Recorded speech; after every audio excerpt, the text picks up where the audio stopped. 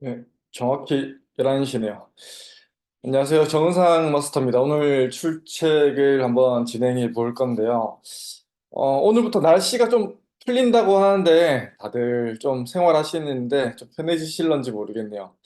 어, 아까 저희가 강의 시작하기 전에 화면에 떠있던 바코드 일정들 다 보셨는지 모르겠지만 이제 남아있는 일정이 제주 바코드와 포항 바코드 이 두 가지 두 장소가 남아 있어요. 바코드 강의에서는 여러분들의 자세도 직접 봐드리기도 하고 여러 문제점들을 파악해 드리기도 하고 설명해 드리기도 하고 바른 자세에 대해서 좀 더 구체적으로 또는 나쁜 자세에 대해서 바른 자세에 대해서 아주 좀 상세하게 알기 쉽게 설명드리는 기회가 될 수 있으니까 남아있는 다음 주 월요일 제주 바코디와 그다음 다음 주 화요일 포항 바코디 참석하실 수 있는 분들은 많이 참석하시기 바라고. 그리고 제주도 코디는 원래 이번 주 수요일로 예정되어 있었지만 날씨 악화로 막 비행기가 결항되고 해서 다음 주 월요일로 연기되었으니까 잘 참고하셔서 많은 참석 부탁드립니다. 네, 오늘 내용을 한번 바로 진행해 볼 거고요. 오늘도 역시 저번 첫 번째 논문을 소개해드렸던 첫 번째 기회가 있었는데 거기에 이어서 두 번째 또 저희 슬리밍고 읽는 바른 자세와 연관된 그런 논문들을 가지고 좀 소개해드릴 수 있는 자리가 되었으면 좋겠어요. 그 논문이라는 게 저희가 이렇게 가끔 찾아서 읽기도 좀 어려운 부분들이 많아요. 일반인 분들은 더더욱 전공하지 않은 일반인 분들은 더더욱 논문 같은 것들을 보기가 어려울 거기 때문에 그런 것들을 조금 더 쉽게 제가 어려운 논문을 좀 더 쉽게 여러분들한테 몇 가지 소개해 드릴 수 있는 그런 자리가 되었으면 좋겠습니다. 바로 한번 시작해 보겠습니다.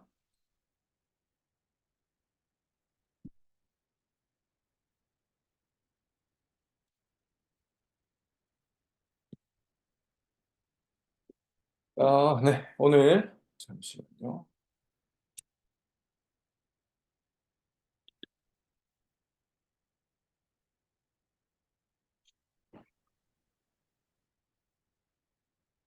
처음 소개해 드릴 논문은 전방 머리 자세와 중립 자세에 대한 어, 이런 자세가 호흡에 미치는 영향이라는 거예요. 이걸 조금 더 저희가 좀 쉽게 표현을 하면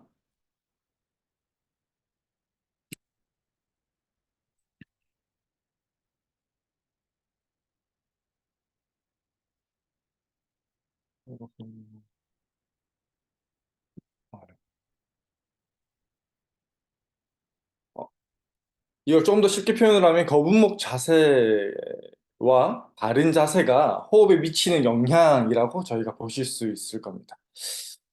그래서 이거를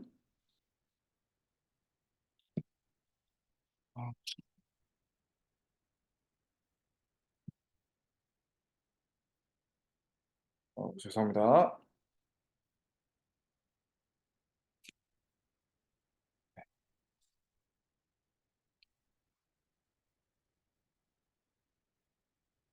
네. 죄송합니다. 키보드가 좀 안 먹어서. 네. 이런 자세, 왼쪽에 보이시는 바른 자세와 오른쪽에 보이시는 전형적인 이런 거북목 자세가 호흡에도 영향을 미칠 수 있다라는 거죠.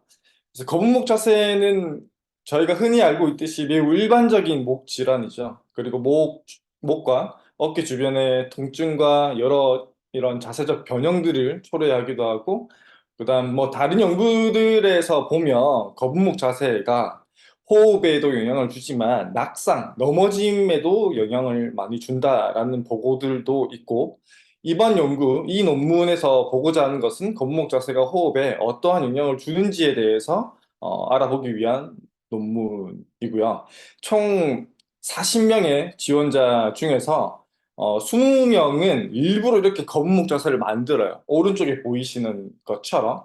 근데 나머지 20명은 일부러 다른 자세를 이렇게 만들게 돼요.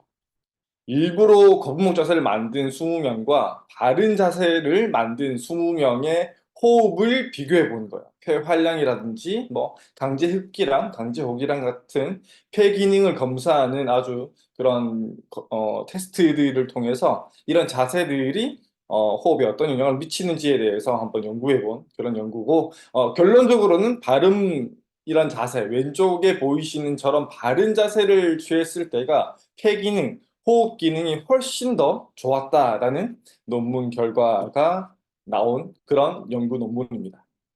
저희가 이런 거북목 자세에 대해서는 항상 뭐 목 통증, 두통, 어깨 통증 이런 걸로는 우리가 쉽게 연관지어서 생각해 보실 수 있겠지만, 이런 자세가 호흡에도 우리가 영향을 준다라고는 이렇게 연결해서 생각해 보실 적 없으시죠? 근데 이런 거북목 자세 자체가 호흡에도 영향을 많이 준다라는 거고, 호흡이라는 것은 저희가 쉽게 생각해 보시면 몸에 좋은 산소를 들이쉬고 몸에 나쁜 이산화탄소를 내쉬는 그런 과정이죠.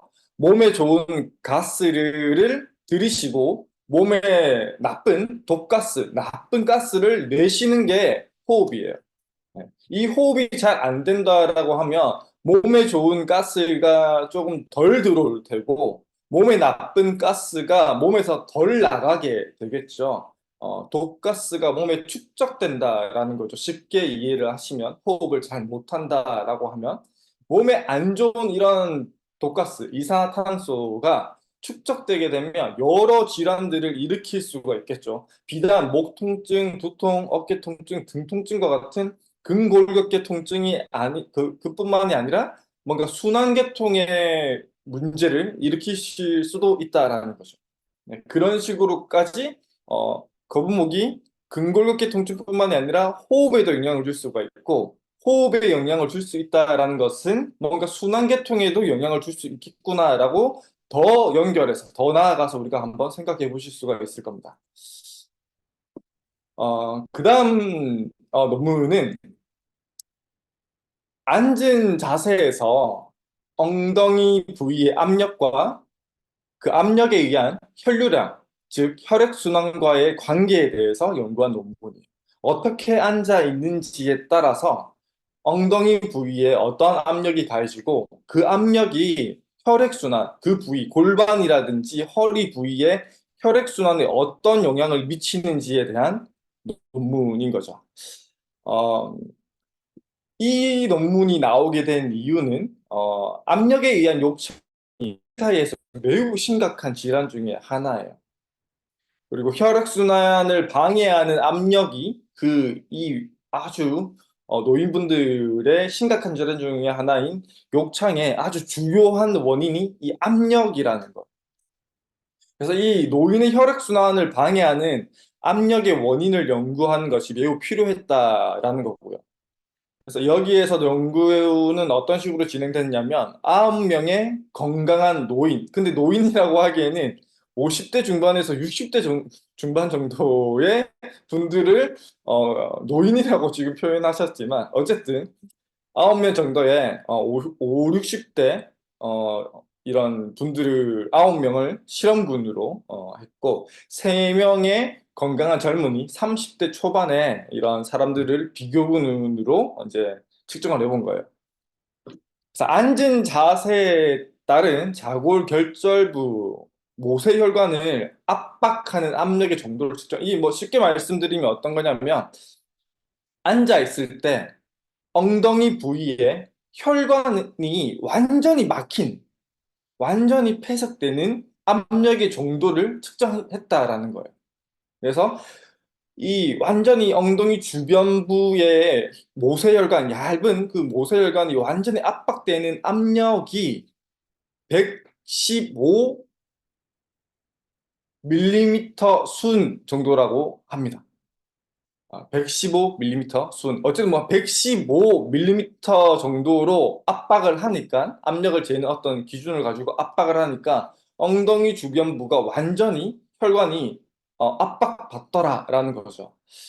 자, 여기서 연구진이 궁금했던 게, 그러면 청년들은, 굉장히 젊은 청년들은, 어떨까? 이 압박의 정도가 어떨까? 얼마나 압박을 해야 엉덩이 주변의 모세혈관이 완전히 압박을 받을까라고 이제 또 실험을 해봤더니 노인들의 압박 결과치와 동일하다라는 거죠. 예, 노인과 청년 구분 없이 똑같은 압력을 가했더니 똑같이 압박을 받아서 모세혈관의 혈액순환이 방해를 받더라라는 거예요. 그래서 나이에 상관이 없다라는 거예요. 엉덩이의 압력에 따른 나이에 따른 뭔가 변수가 없었다라는 거예요. 난 나이가 많이 들어서 앉아 있을 때 엉덩이의 혈액순환이 좋지 않아라는 건 변명이라는 거예요. 똑같다라는 거였고, 그다음 또 비교했던 게 있어요. 비만, 체중에 따른 압력의 변화가 있을까? 체중이 많으면 좀 더 쉽게 압력을 받고 모세혈관, 혈액순환이 방해를 받을까라고 연구진이 실험을 또 해본 거예요. 근데 체중에 따른 변화도 전혀 없었다는 거예요. 나이에 따른 변화도 없고요. 비만에 따른 변화도 없었다라는 거예요. 누구나 일정하게 115mm 순 정도의 압력으로 압박을 가하니까 똑같이 모세혈관이 압박받고 혈액순환이 방해받더라라는 거예요. 그래서 비만, 나이 이런 거는 변명에 불과하고 중요한 거는 어떻게 앉아 있느냐가 중요했다라는 거죠. 여기서 이 논문에서 말하는 건 그런 논문이었고요. 그래서 여기서 이제 중요한 게 방금 논문을 또 한번 우리가 조금 더 잘 생각을 해보신다라고 하면 어떻게 앉아 있고 115mm 수은 정도의 압력이 어떻게 앉아 있고 어디에 그 압력이 걸리는지가 매우 중요해요. 매우. 그래서 앉아 있을 때 왼쪽처럼 앉아 있으면 당연히 좋지 않겠죠. 오른쪽처럼 앉아 있어야 돼요. 오른쪽처럼. 골반으로 앉으실 수가 있어야 돼요. 골반의 아래쪽이 바닥에 닿아 있어야 돼요. 바로 앉아 있는 상태에서. 근데 왼쪽 사진을 보시면 골반이 아니라 거의 꼬리뼈로 앉아 있는 자세가 만들어져요. 꼬리뼈. 꼬리뼈라고 하면 허리뼈 바로 아래쪽에 위치한 척추의 말단부예요. 척추의 마지막. 골반으로 앉아 있는 게 아니라 척추로 앉아 있으니까 척추가 아플 수 있다라는 거죠. 아플 수 있다라는 거죠. 그리고 또 중요한 게 있어요. 골반으로 앉아야 되는 중요한 원인이 있어요. 어, 중요한 원인이 있는데 이 그림을 보시면 알겠지만 이렇게 골반으로 앉아야 된다라는 건데 골반으로 이렇게 골반으로 앉으셔야 허리가 안 아프고 꼬리뼈가 안 아프고 엉치가 안 아프다라는 거죠. 그뿐만이 아니라 이렇게 앉아 주셔야 되고 이 사이 공간 양쪽 좌골결절 골반의 이 사이 약간 바닥과 비교해 보면 삼각형 모양으로 공간이 나와 있죠. 이 공간으로 골반과 허리와 하지로 가는 신경과 혈관이 지나가는 공간이에요. 이 공간으로. 신경과 혈관이 지나가는 이 공간으로 압박받게 앉으시면 안 된다라는 거죠. 아까 우리가 나쁜 자세로 앉아 있을 때 거의 꼬리뼈로 앉아 있었죠, 꼬리뼈. 꼬리뼈로 앉아 있게 되면 이 가운데 빨간 동그라미로 쳐져 있는 이 공간이 없어진 상태가 되고 이 공간이 엄청나게 압박을 받는 자세가 돼요. 골반으로 앉지 않고 이 공간을 압박하는 자세로 앉게 되면 꼬리뼈가 직접적으로 닿게 되면서 꼬리뼈 쪽의 통증, 엉치 통증, 허리의 통증이 나타나기도 하고 저 사이 공간, 이 약간 삼각형 모양으로 생긴 이 사이 공간으로 지나가는 신경과 혈관을 압박하면서 신경성 증상, 다리 저림이라든지 엉덩이 부위의 저림이라든지 또는 허혈성 증상, 피가 안 통해서 생길 수 있는 통증이나 저림 같은 것들이 생길 수 있다라는 거죠. 그래서 어디에 앉고 어디에 압력이 가도록 앉아 있느냐가 중요한 거고 그 압력의 정도는 나이와 비만과 전혀 상관이 없다라는 거예요. 어떻게 앉아 있느냐가 중요하다라는 거죠. 그래서 이 삼각형 공간이 압박받도록 앉으면 안 된다라는 겁니다. 그다음 또 한 가지 논문인데 이 논문도 마찬가지예요. 어, 우리 거북목 자세와 바른 자세 사이에서 호흡을 비교한 건데, 결과도 마찬가지로 좀 비슷합니다. 우리 제일 처음에 봤던 거북목 자세와 호흡량의 비교를 봤던 것과, 당연히, 결과도 비슷하고요. 머리 전방 자세라고 하는 게 거북목 자세를 말하는 거고요. 거북목 자세에서 최대, 의식적인 환기량이 정상 자세보다 거북목 자세가 훨씬 더 감소해 있더라라는 거죠. 그리고 여러 선행 연구들에서 거북목 자세와 구분 등, 그다음 라운드 숄더, 둥근 어깨 등이 비정상적인 자세와 관련 있는 것을 알 수 있었다라고 하고, 이러한 자세들은 호흡 보조 근육의 불균형, 그다음 또 불균형 또는 약화, 이런 것들을 통해서 폐활량의 감소를 함께 이렇게 동반을 하였다라는 거죠. 앞서 나왔던 그 결과치와 결과치는 비슷하고, 그 결과치에 대한 어떤 근본적인 원인이 또 무엇일까라고까지, 이런 파악까지 이렇게 나온 논문이라고 보시면 될 것 같습니다. 어쨌든 거북목 자세를 하게 되면 근육의 비대칭도 오게 되고, 구조적으로 구분등과 라운드 숄더가 오기도 하고, 그다음 근육의 비대칭, 불균형, 호흡 보조 근육의 약화 등을 통해서 호흡 기능이 매우 떨어질 수 있습니다라고 소개해준 논문이다라고 이해하시면 될 것 같아요. 그다음 마지막 논문 하나 소개해 드릴게요. 이 논문은 노인의 직립 자세 역학과 체력과의 관계, 제목도 다 좀 어렵게 써놨죠. 예, 쉽게 생각하시면 서 있는 자세가 어떤가에 따라서 체력과 어떤 관계가 있을까? 잘 서 있는 사람이 체력이 과연 좋을까? 나쁘게 서 있는, 안 좋게 서 있는 자세를 가진 사람들이 체력이 과연 나쁠까를 한번 실험해 본 거다라고 이해해 보시면 될 것 같아요. 서론적으로 한번 보시면, 바른 자세에 대한 역학적인 정의는 관절에 걸리는 부하가, 스트레스가 균등하게 배분된 상태여야 하고, 근골격계 내외적 힘의 분배가 동일하고 균형 잡힌 상태여야만 한다라는 거죠. 한쪽에 치중되어져 있지 않아야 된다라는 거죠. 그래야 역학적으로 아주 바른 자세를 취하고 있다라고 할 수 있다라는 거죠.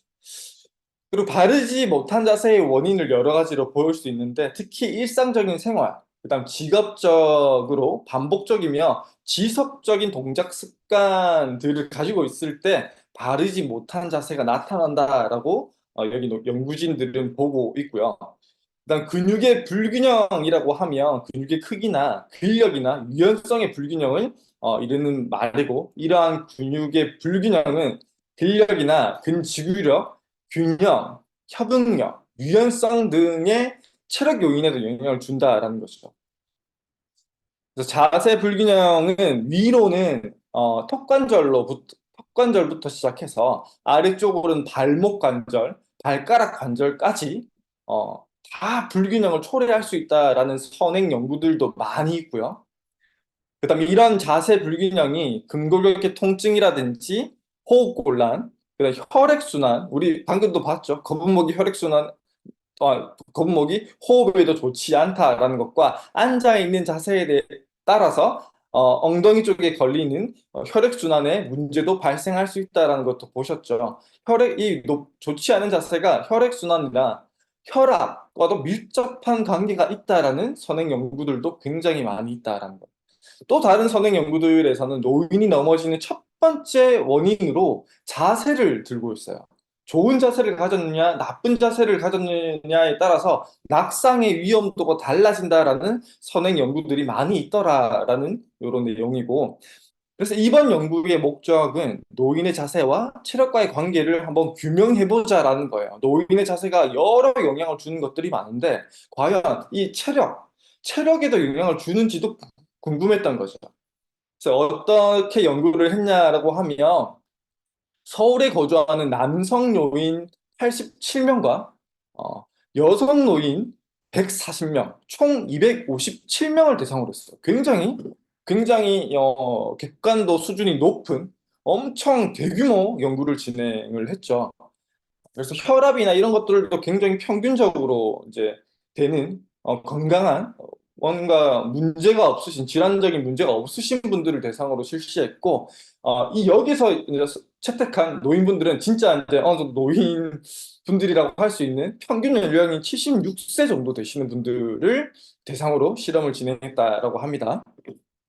그래서 어떤 것들을 또 측정했느냐라는 거를 또 봤을 때, 어, 그, 의자에 앉았다가 일어나서 3m를 걸어가서 돌아와서 다시 앉는 거, 이런 것들도 측정을 했고, 그 다음 상지 근력을 측정하기 위해서 악력을 측정하기도 했어요. 몇 킬로그램의 악력을 어, 실시할 수 있는지 실시했고, 그 다음 30초간 의자에 몇 번을 일어나고 앉고를 몇 번을 실시하는지에 대해서도 하체 근력 측정을 위해서 실시를 하였고요.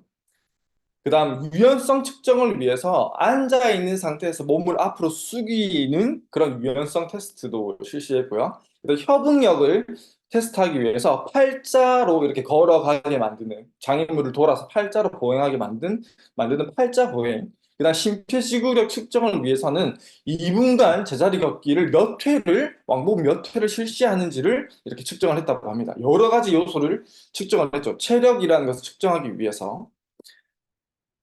그래서 저희가 쓰고 있는 자세 측정 같은 경우에는 저희가 쓰고 있는 것과 유사한 엠젠사에서 나오는 바디 스타일이라고 하는 체형 측정 장비를 사용해서 체형을 측정했고, 체형은 저희가 보는 것처럼 뭐 종골 각도라든지 또는 목의 위치라든지 어깨의 위치, 골반의 위치, 상체가 얼마나 이렇게 굽어 있는지, 그다음 무릎이 구부정해져 있는지 펴져 있는지 너무 과도하게 꺾고 있는지 뭐 이런 것들, 양쪽 다리 길이 차이가 얼마나 나는지 뭐 이런 것들을 통해서 그 사람의 체형, 자세를 측정했다라고 하고, 그다음 무릎 같은 경우에는 얼마나 구부러져 있는지만 측정한 게 아니라 O다리가 있는지 X다리가 있는지까지 이렇게 측정을 진행했다라고 합니다.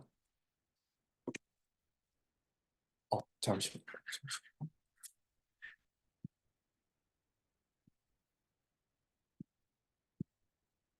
그래서 결과치를 한번 소개를 해 드릴 텐데, 어,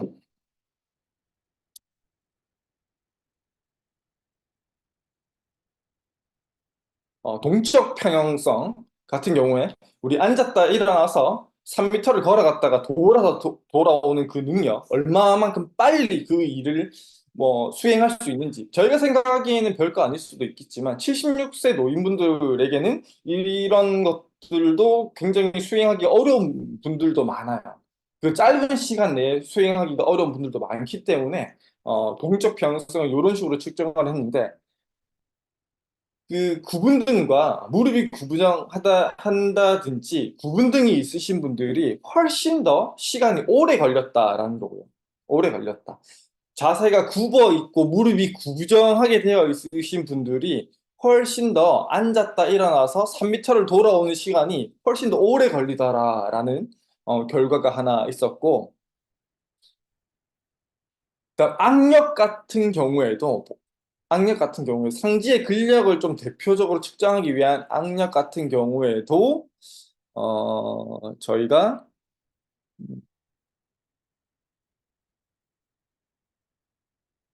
예.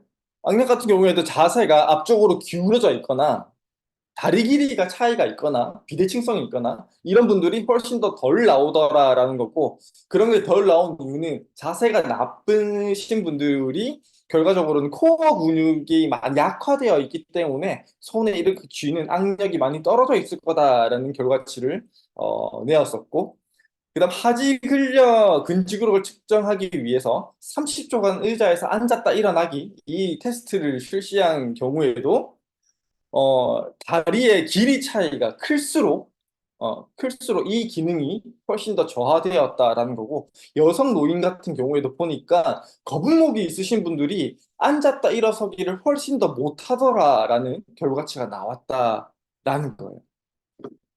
그리고 유연성을 테스트하기 위해서 앉아서 윗몸, 상체를 앞으로 숙이는 유연성 테스트에서도 남성 노인의 경우에도 구근등이 있으신 분들이 훨씬 더 이 동작을 못 실시했고, 뻣뻣했고 유연성이 없었고, 여성 같은 경우에도 거북목이 있는 분들이 보니까 유연성이 엄청 떨어지더라라는 결과치가 나왔고요. 그다음 팔자로 장애물을 돌아서 피해서 팔자로 보행하는 이 협응형 검사에서도 남성 노인의 경우에는 무릎이 좀 구부정하신 분들일수록, 그다음 구분등이 있으신 분들일수록 이 기능이 매우 저하되어 있다라는 거고, 여성 노인분들 같은 경우에도 골반의 기울기가 비정상적이신 분들일수록 이 기능이 매우 저하되어 있더라라는 거죠. 일단 심폐지구력을 측정한 제자리 걷기, 2분 동안 제자리 걷기를 몇 회를 실시할 수 있느냐라는 검사에서도 남성 노인의 경우에도 다리의 굴곡각도, 무릎이 구부정하신 분들, 그다음 다리 길이가 차이가 많이 날수록, 그다음 상체가 기울어질수록, 부분 등이 있을수록 훨씬 더 심폐지구력이 떨어져 있더라라는 거죠. 결과적으로는 거북목 또는 구분등, 그다음 골반의 비대칭성 또는 구부정한 무릎 같은 것들이 있으신 분들이 전반적인 체력이 훨씬 더 떨어져 있더라라는 거. 그런 안 좋은 자세를 가지신 분들이 체력이 훨씬 더 많이 떨어져 있었다라는 그런 연구 결과인 거죠. 네. 이런 연구 결과를 보시면서 뭔가 느끼시는 게 있는지 모르겠네요. 어쨌든 오늘 소개해드린 내용에서는 뭐 거북목이 호흡에 영향을 주기도 하고, 어떻게 앉아 있느냐에 따라서 골반이나 허리 쪽의 혈액순환에도 영향을 굉장히 많이 주기도 하고, 어떻게 서 있는 자세를 가지고 있냐에 따라서 본인의 체력과도 영향을 준다라는 이런 결과를 낸 논문들에 대해서 한번 소개를 드려 봤습니다. 좀 많이 어려웠을지 모르겠으나 최대한 쉽게 설명을 드린다고 했지만 많이 어려웠는지 모르겠네요. 이상 오늘 제가 준비한 건 여기까지 하고 마무리하도록 하겠습니다. 다음으로 대표님께 바톤을 한번 넘겨보도록 하겠습니다. 감사합니다. 자, 이 논문 읽어주는 우리 잘생긴 오빠 정은상 마스터님 수고하셨습니다. 큰 박수 부탁드리겠습니다. 예, 이 논문이라는 것이 일반인들이 보기에 어려운 전문 용어들이 굉장히 많은데, 이렇게 또 우리의 언어로 또 우리들이 수용할 수 있는 정도의 범위에서 잘 전달을 해주셔서 오늘도 굉장히 유익하셨다라고 많은 분들이 또 격려를 해주고 계십니다. 자, 그러면 이제 또 여러분 오늘 저의 시작은 또 뭘로 함께 하죠? 스쿼트죠? 예, 스쿼트 자세를 또 함께 준비를 해 주시면 좋겠습니다. 이번 주부터 우리가 25개씩을 하고 있는데, 예, 준비하시겠습니다.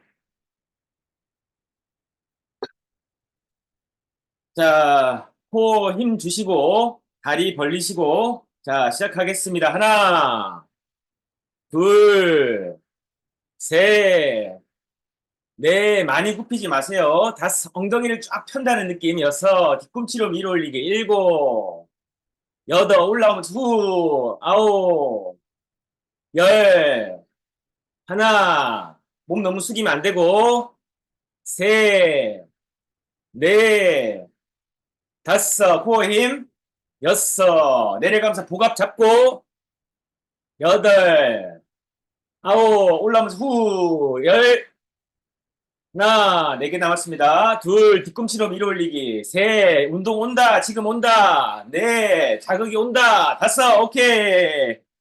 자, 박수. 오늘도 25개 성공하신 여러분들, 예, 진심으로 축하드립니다. 운전하시거나 이동 중이신 분들은 꼭 시간 내셔가지고 25번 꼭 한번 도전해 보시기를 바라겠습니다. 자, 바코디 광고는 앞전에 우리 정은상 마스터께서 해주셨기 때문에, 예, 제가 알려드리는 것은 24일 수요일, 바코디가 이제 다음 주 월요일로 연기가 됐기 때문에 기상악화로 그래서 참조하셔가지고 다음 주 월요일에 제주 지역 많은 분들 좀 참석해 주시고 1월 30일에는 경북 포항에서 진행이 됩니다. 그래서 포항에서도 영남 지역에 계신 분들, 대구 지역에 계신 분들 활용하시면 굉장히 유익하실 거라고 생각을 합니다. 자, 3.3 출첵 프로젝트 66일 미쳐라. 바르게 건강하고 바르게 잘 살아보자. 84일차 함께 시작하도록 하겠습니다. 계속해서 우리가 자기경영을 다루고 있죠. 64번째 시간입니다. 오늘 우리 다산 선생님의 인력을 또 여러분들과 나누겠습니다. 다산의 저서인 여유당 전서의 내용인데요. 의리정리 여박총피라는 구절입니다. 의리의 정밀함과 미묘함은 마치 파의 껍질을 벗기는 것과 같다. 이 의리라는 것은 사람과의 어떻게 보면 관계고 사람이 마땅히 해야 될 어떤 도리를 말하는 것이죠. 사람이 마땅히 해야 될 도리의 그 정밀함과 미묘함은 마치 파의 껍질을 벗기는 것처럼 섬세하고 굉장히 정밀하고 노력이 필요한 과정이다라는 것이죠. 그래서 파의 거친 껍질을 벗겨야만 속살이 드러나듯이, 즉 과정을 거쳐야만 우리가 이 내부의 본질로 다가갈 수 있다라는 것이고, 공부의 핵심을 찾지 못하면 쓸모없는 지식만 머리에 가득 쌓인다. 그래서 우리가 어떤 공부를 할 때도 핵심이라는 것이 존재하는데, 이 핵심을 보지 못하고 겉을, 즉 파의 껍질들만 채우게 되면 머리에는 진짜 중요한 핵심은 없고 잡다한 지식만 쌓이게 된다라고, 얕은 공부를 어떻게 보면 우리에게 좀 꾸짖는 메시지가 아닌가라는 생각을 합니다. 그래서 여러분들이 잘 아시다시피 다산은 유배지에서 600여 권의 전무후무한 이 집필 활동을 통해서 또 그 지역을 완전히 바꿔놓으신 분이에요. 본인이 어쨌든 남양주 다산에서 정말 정조의 총애를 받고 20대 약간의 나이에 이 성균관을 통해서 어떻게 보면 이 조선의 후기의 부흥기를 이끌었던 실학의 어떻게 보면 이제 대가이죠. 근데 이런 분이 어쨌든 유배지에 가서 그곳을 변화시키고 그 지역에 있는 가난한 아이들, 그리고 배우지 못한 아이들에게 다산의 가르침을 통해서, 그래서 다산의 공부법이라고 하는 다양한 책들이 있는 것은 그의 어떤 지식적인 노력과 갈구뿐만 아니고 그는 배운 걸 정말 남에게 베풀고 그래서 배워서 남줬던 분이에요. 그리고 그의 이 후학들을 또 양성하고 또 그 후학자들이 삶에서 또 나라를 위해서 많은 일들을 해내고 그 지역사회에서 또 개인의 삶의 목적을 이뤄 나가는 그런 훌륭한 성장을 이끌어냈다라는 것은, 우리들이 오늘 이 문장에서 우리가 오늘 무엇의 핵심을 찾아야 될까를 생각해 보게 되는 거죠. 앞서서 봤던 논문에서는 우리가 이제 다 노인이 돼요. 그렇죠? 뭐 어떤 분들은 20대 젊은 청년이지만 벌써 노인처럼 사는 사람들도 있죠. 꿈도 없고, 그리고 몸의 움직임도 없고, 그리고 몸을 사용하는 방법도 잊어버리고, 그리고 삶에 대한 어떤 태도도 어떻게 보면 좀 죽어버리고, 사회 비판적이고, 뭐 이런 것들도 어떻게 보면 벌써 노인이 돼버린 거죠. 그렇지만 60대이고 70대이고 80대이고 나이에 관계없이 어제 제가 소개해드렸던 칼 라가펠트처럼 85세에 타계하기 전까지 수많은 사람들에게 영감을 주고 세상에 아직도 꿈꾸고 있다는 자신의 어떤 그 포부를 거침없이 드러냈던 그런 젊은 분들도 계신 것이죠. 그래서 우리는 물리적인 숫자나 우리가 알고 있는 그런 고정관념들을 탈피하고 오늘 내가 얼마만큼 젊은 생각 그리고 바른 생각을 하는가가 굉장히 중요한 거죠. 그래서 바른 자세는 물리적으로 건강을 위해서도 중요하지만 우리 삶을 살아가는 태도에서도 굉장히 중요하다라는 것을 다시금 생각해 보게 됩니다. 자, 그럼 목표를 이룬다라는 거, 우리가 목표를 이룬다라는 것은 우선순위를 갖는다는 거죠. 그럼 우선순위를 갖는다는 것은 뭐죠? 내가 해야 될 일, 그리고 중요한 일에 집중하는 능력이 바로 우선순위의 사고방식이죠. 내가 지금 하는 일이 급한 일인지 중요한 일인지, 이 부분에 대해서는 또 시제를 다룰 때 말씀을 또 드릴 건데, 대부분 사람들은 급한 일을 중심으로 그 급함 속에서 헤어나오지를 못해요. 그 급함의 바다에 빠지고 나서부터는요, 매사 급한 일 중심으로 돌아갑니다. 그리고 자신에게는 이게 중요한 일이라고 위안하고 어떻게 보면 자위하는 것이죠. 그렇게 살아가다 보면 쫓기게 됩니다. 그리고 무딘 날이 돼요. 고수든 어떤 일의 대가든, 그리고 그 일에 우리가 성공적인 결과물을 만들기 위해서는 연장을 잘 다듬고 날카롭게 만들어야 되거든요.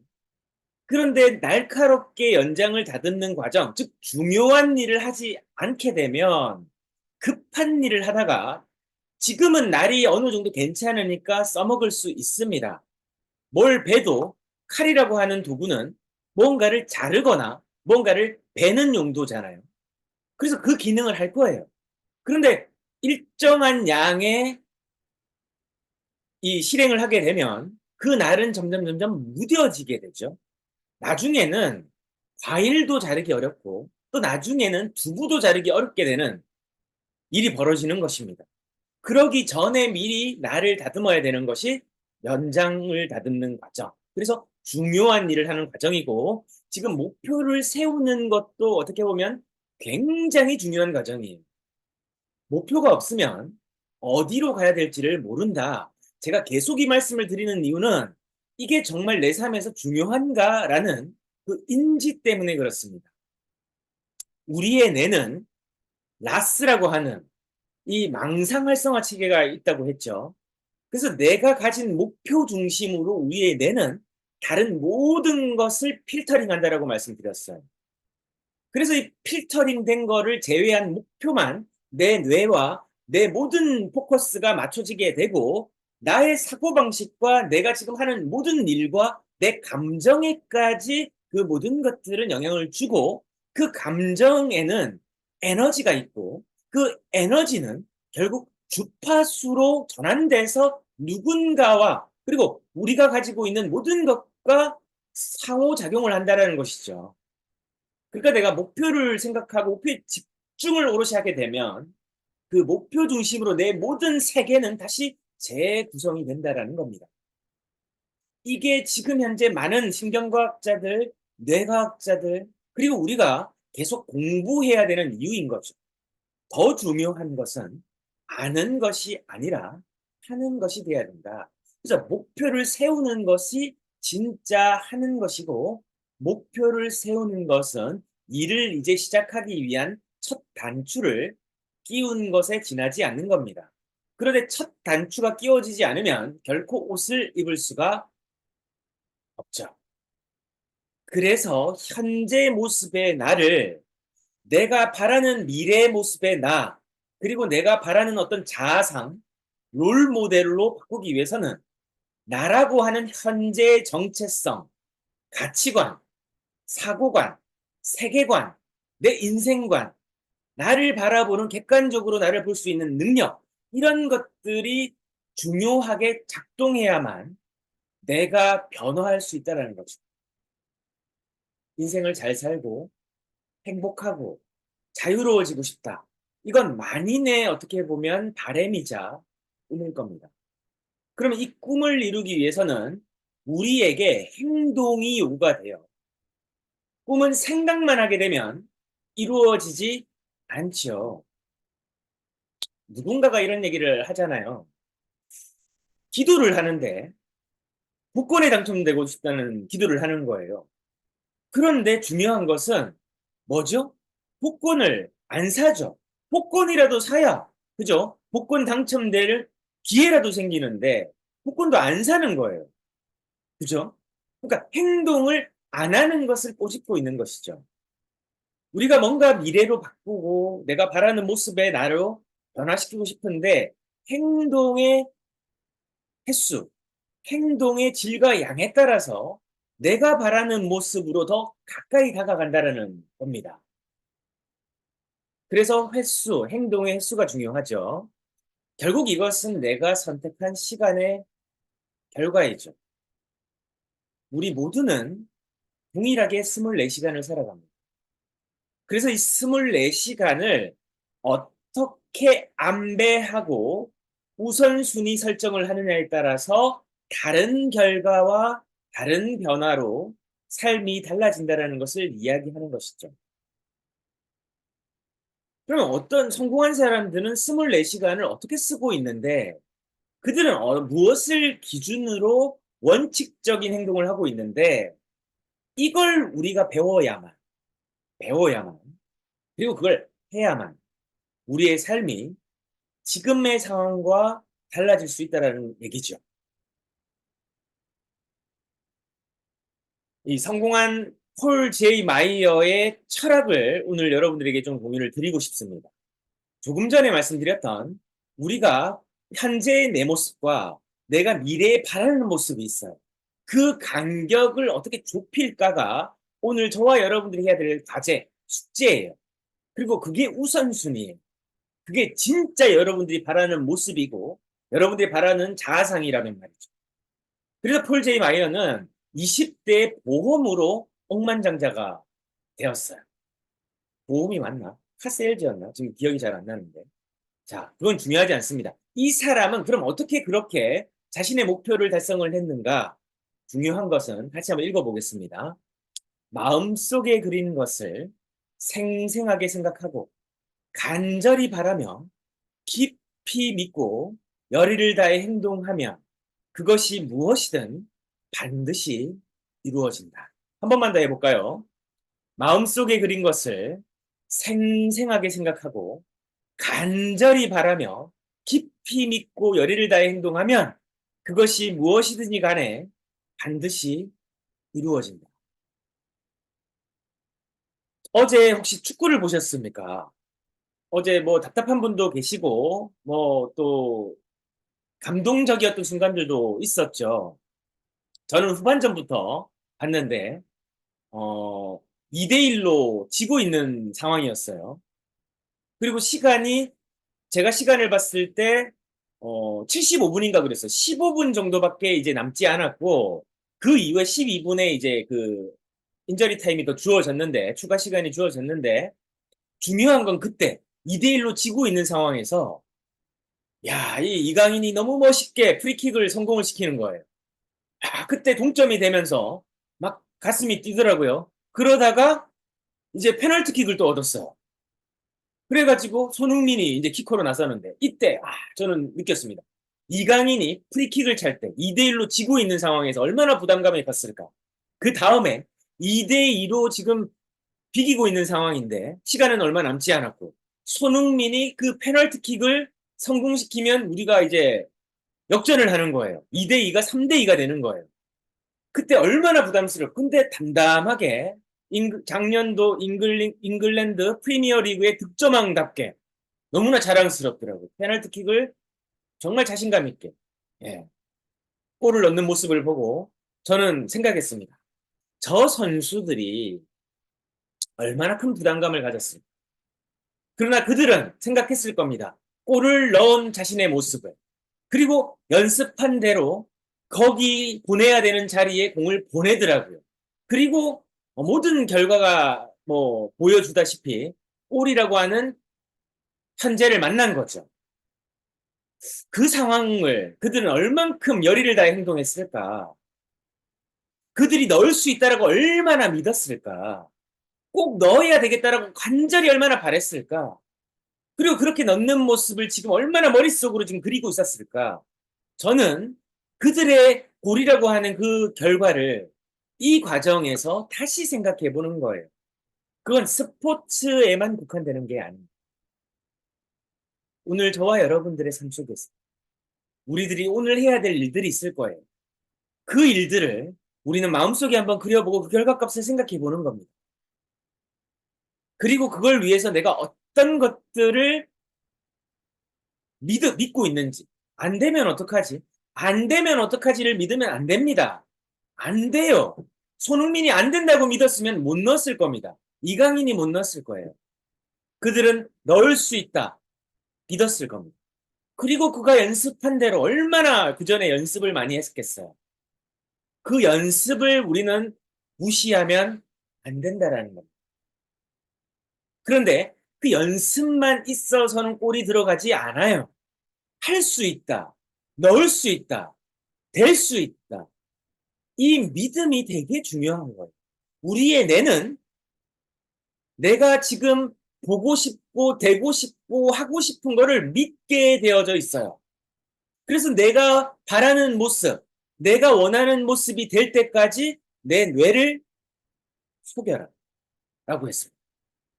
오늘 하루 다시 한번 여러분들 그보다도 중요한 건 목표가 있어요.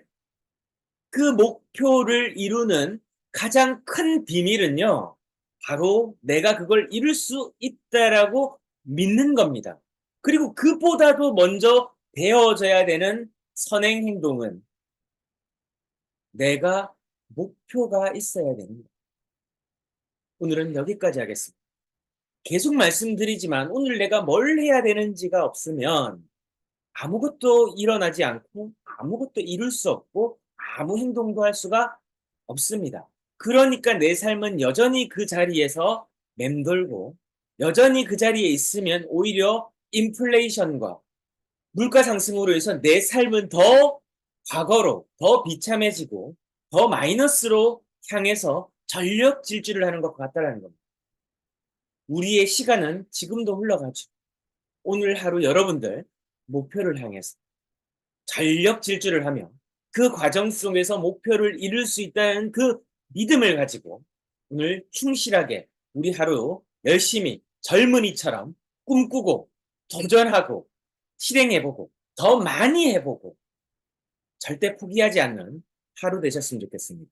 내일 뵙겠습니다. 감사합니다. 감사합니다. 네, 감사합니다. 감사합니다.